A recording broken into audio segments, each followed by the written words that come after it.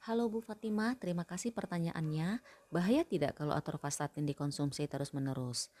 Atorvastatin merupakan obat golongan statin yang digunakan untuk menurunkan kadar kolesterol LDL dan mencegah serangan jantung atau stroke. Obat ini memang sering digunakan jangka panjang, bahkan seumur hidup, bila risiko jantung tinggi atau kolesterol sulit dikendalikan dengan pola hidup sehat saja.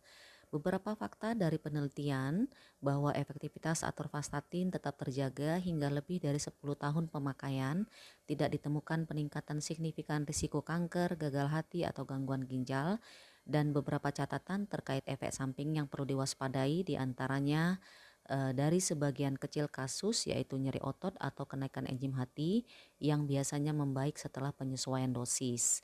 Kemudian beberapa mitos yang perlu diluruskan terkait dengan statin. Yang pertama bahwa statin berbahaya untuk semua orang. Faktanya mayoritas orang dapat menggunakan statin dengan aman dan efek samping serius jarang terjadi, di mana manfaatnya jauh lebih besar pada pasien yang tepat. Yang kedua, disebutkan kalau kolesterol sudah normal, obat boleh dihentikan.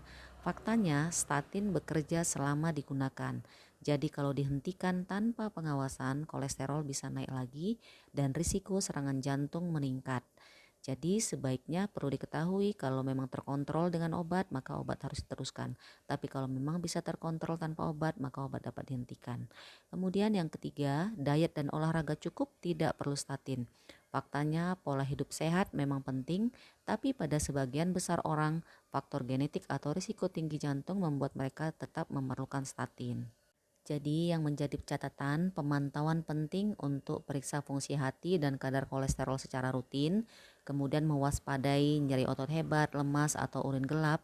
Apabila ini terjadi, segeralah ke dokter. Atorvastatin aman digunakan jangka panjang jika sesuai dosis dan pemantauan dokter. Jangan hentikan obat tanpa anjuran medis dan tetap dukung terapi dengan pola hidup yang sehat.